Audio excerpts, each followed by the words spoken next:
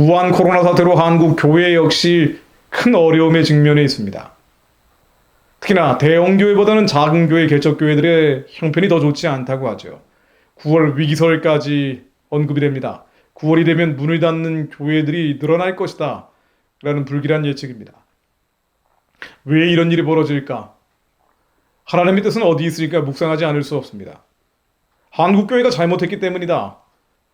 이런 평가는 너무나 쉽게 나오는 이야기죠. 아무리 많은 문제점이 있다 하더라도 전 세계 선교지에서 현지인들을 위해 희생하고 헌신하고 심지어 순교하는 사람들은 한국 교회 말고는 찾기 어렵다고 하죠.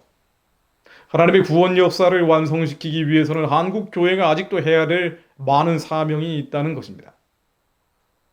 특히 작은 교회를 개척 교회들이 겪고 있는 어려움들을 보면 이것이 과연 교회가 잘못했기 때문인가에 대해서는 회의적일 수밖에 없습니다. 그래도 더 기도하고 더 부르짖고 더 하나님을 사랑하는 곳이 작은 교회, 개척 교회들이죠. 전국에 교회 강연을 많이 하고 다니다 보면은 그래도 나라와 민족을 위해 기도하는 곳은 작은 교회, 개척 교회입니다. 아무리 세상이 엉망진창이고 인본주의 사고방식들이 목회자들 안에 들어와 있다 하더라도 바르게 무릎 꿇지 않는 7천인이 있고 그들은 작은 교회, 개척 교회에서 발견되곤 합니다. 아, 나라가 망하지 않는 이유, 나라가 쉽게 무너질 수 없는 이유가 바로 여기 있구나라는 것들을 작은 교회, 개척 교회에서 발견하곤 합니다. 그런데 우한 코로나 사태로 너무나 많은 어려움들에 직면해 있죠. 하나님은 왜 이런 상황들을 허락하실까요?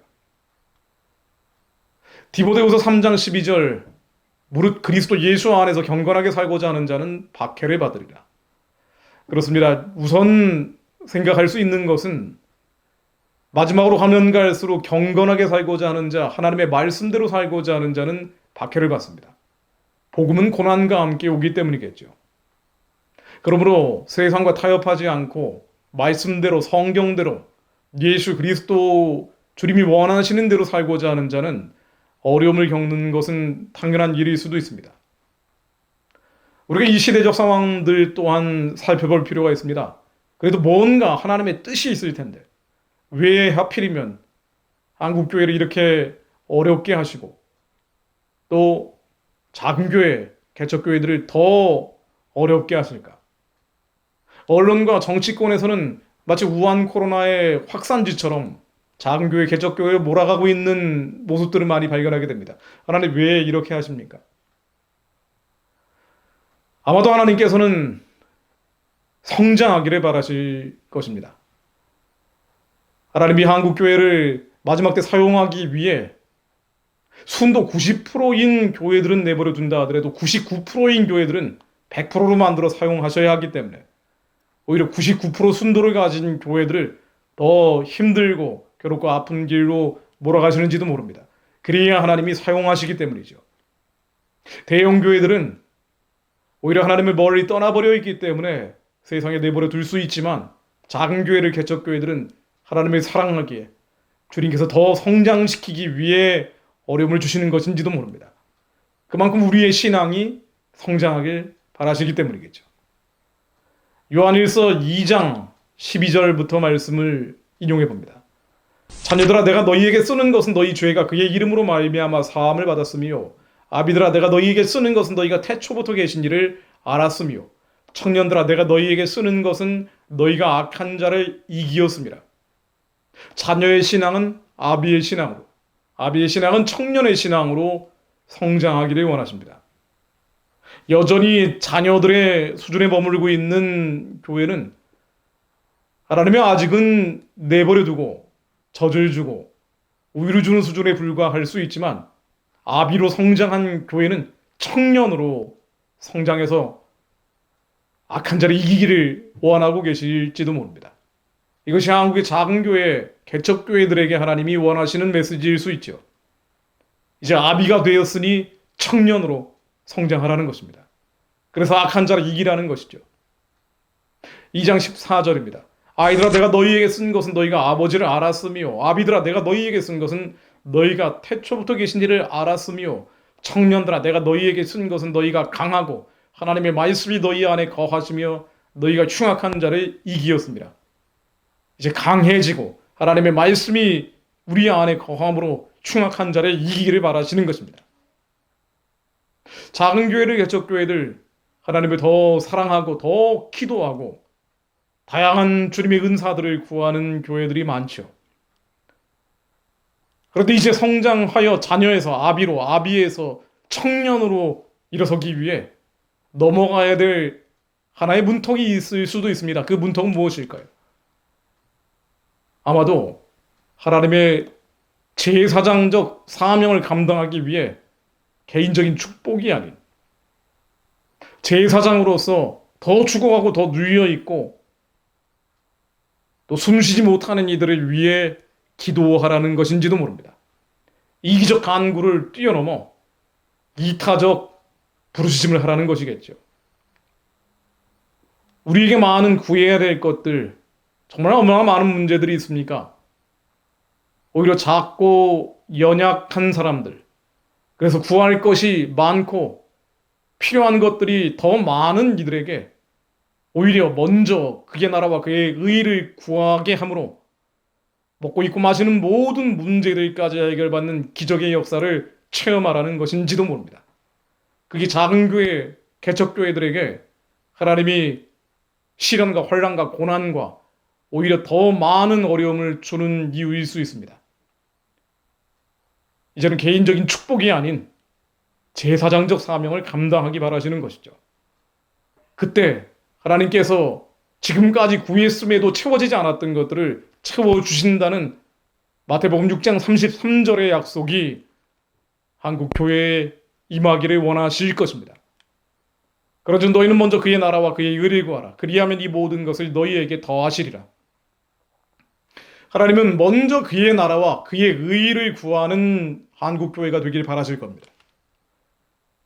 우리도 구할 것이 많고 해결해야 할 숙제들과 문제들과 어려움들이 많지만 그럼에도 불구하고 더 죽어가는 자들, 더 누워있는 자들, 더 아파하는 자들을 위해 부르짖는 제사장이 되라는 것이죠. 그러므로 내일이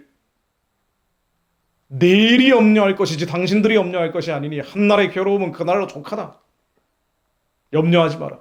다 하나님이 해결해 주실 것이니 먼저 그의 나라와 그의 의를 구해라. 이사야 58장을 인용해 봅니다. 나라와 민족을 위해 기도할 때 자주 인용되는 말씀인데요. 이 당시의 상황이 지금 한국 교회와 비슷한 면이 많습니다. 당시의 유대 백성들도 하나님을 사랑했죠. 그럼에도 불구하고 이사야는 하나님의 말씀을 대언하여 그들의 허물을, 야곱의 집에 그들의 죄를 알리는 역할을 합니다. 사실 하나님의 자체를 모르고 하나님을 가까이 하지 않는 이들에 비해 그들이 허물이 더 많고 죄가 더 많다고 볼 수 없습니다. 그럼에도 불구하고 허물이 있다, 죄가 있다. 그것은 영적인 성장을 바라시는 하나님의 마음을 대변했기 때문이겠죠. 이제 어린아이에서 아비로 청년으로 성장하라는 것입니다. 개인적인 축복을 뛰어넘는 제사장적 기도를 하라는 것입니다. 이사야 58장 1절로 크게 외치라. 목소리를 아끼지 말라. 너의 목소리를 나팔같이 높여 내 백성에게 그들의 허물을, 야곱의 집에 그들의 죄를 알리라. 허물과 죄, 그리고 이 허물과 죄를 갖고 있는 유대 백성들 58장 2절로 하나님과 가까이 하기를 즐거워한다고 나옵니다. 3절, 4절, 5절 유대인들을 비판하죠. 그런데 이들은 하나님과 가까이 하기를 즐거워하는 자였습니다. 다만 하나님과 가까이 하기를 즐거워했음에도 불구하고 그들의 개인적인 복을 구했던 거죠. 그것을 하나님이 받지 않으신다고 했던 겁니다. 그러므로 하나님이 기뻐하시는 금식, 신앙이 성장하라고 말씀하고 계십니다. 아비의 신앙에만 머물지 마라. 청년의 신앙으로 성장해야 하지 않겠는가. 58장 6절입니다. 내가 기뻐하는 금식은 흉악의 결박을 풀어주며 멍에의 줄을 끌려주며 압제당하는 자를 자유하게 하며 모든 멍에를 꺾는 것이 아니겠느냐. 사실 말씀에는 기록되어 있습니다만 쉽지 않은 기도입니다.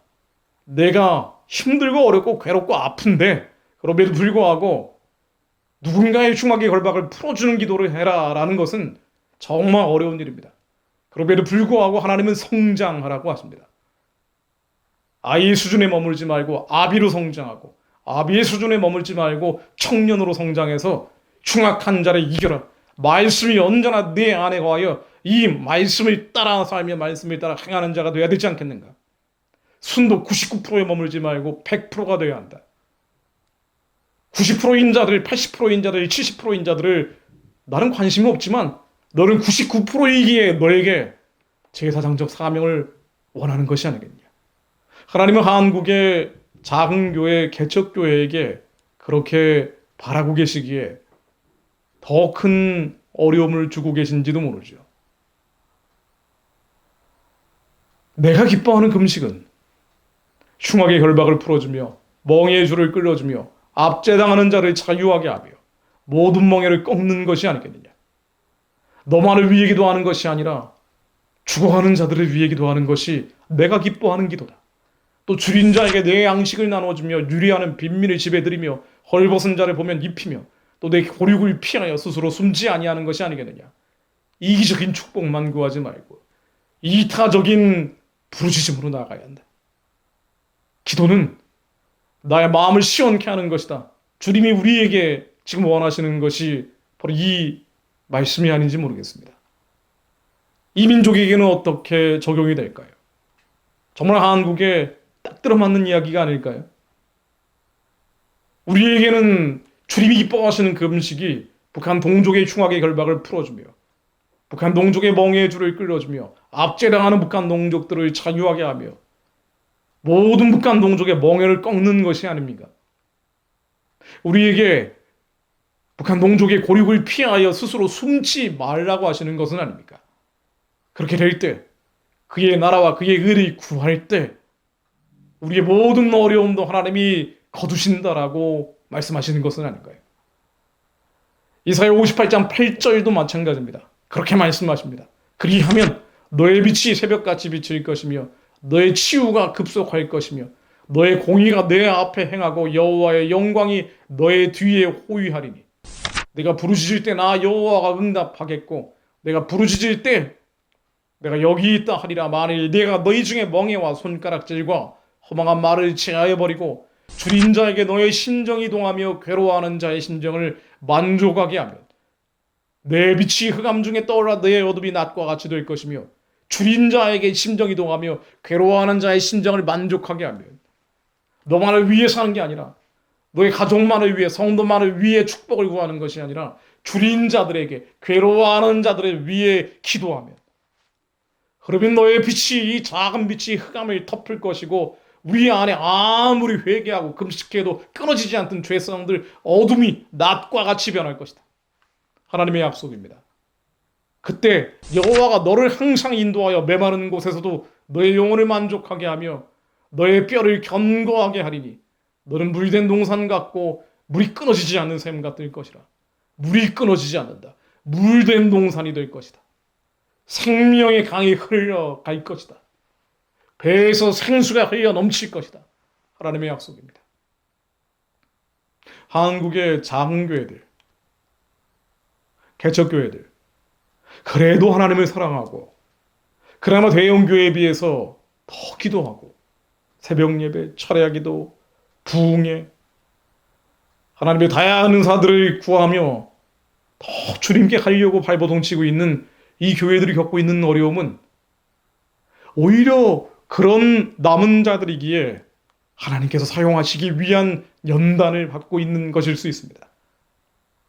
마치 이사야 58장 12절 말씀처럼 내게서 날 자들이 오래 황폐된 곳들을 다시 세울 것이며 너는 역대에 파괴된 기초를 쌓으리니 너를 끌어 무너진 데를 보수하는 자라 할 것이며 길을 수축하여 거할 것이 되게 하는 자라 하리라.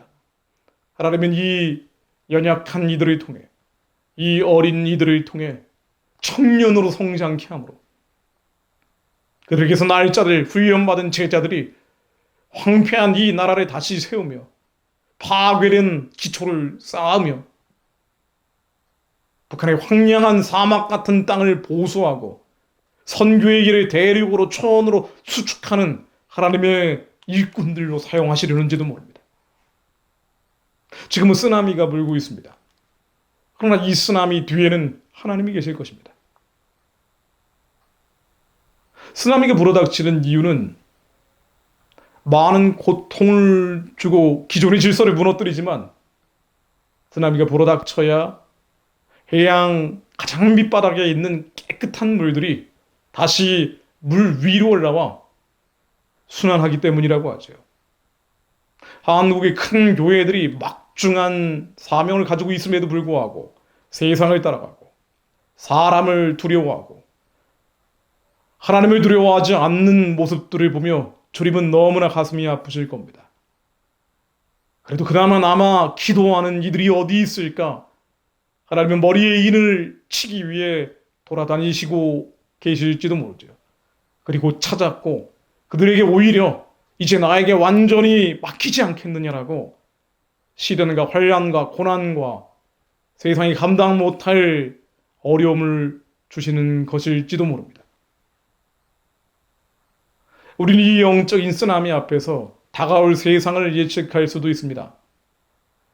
용광로 속에 새로 거듭난 주님의 백성들은 이 쓰나미가 그친 뒤에 결국 황폐된 곳들을 다시 세우며 파괴된 기초를 쌓고 무너진 데를 보수하며 길을 수축하는 새로운 일꾼들로 사용하실 것입니다. 북한의 구원과 복음 통일을 위한 부르짖음이 한국의 작은 교회, 개척교회들 사이에서 그들이 더 힘들고 괴롭고 아프기 때문에 그 부르짖음이 일어나 거대한 부흥의 불길로 타오르기를 하나님은 바라고 계실 것입니다. 사망의 음침한 골짜기를 걸어가는 마치 에스겔의 마른 뼈 골짜기 앞에 서 있는 것 같다 할지라도 하나님이 기뻐하시는 금식, 하나님이 원하시는 기도를 통해 그의 나라와 의를 구하고 그러므로 우리의 모든 이 땅에서의 문제들을 해결받는 청년이 되기를 하나님은 바라고 계십니다. 작은 교회 개척교회들 벼랑 끝에 몰려있는 남은 자들 사이에서 북한의 구원과 복음 통일이 위한 강력한 기도의 불길이 타오를 수 있기를 저 또한 중보하겠습니다.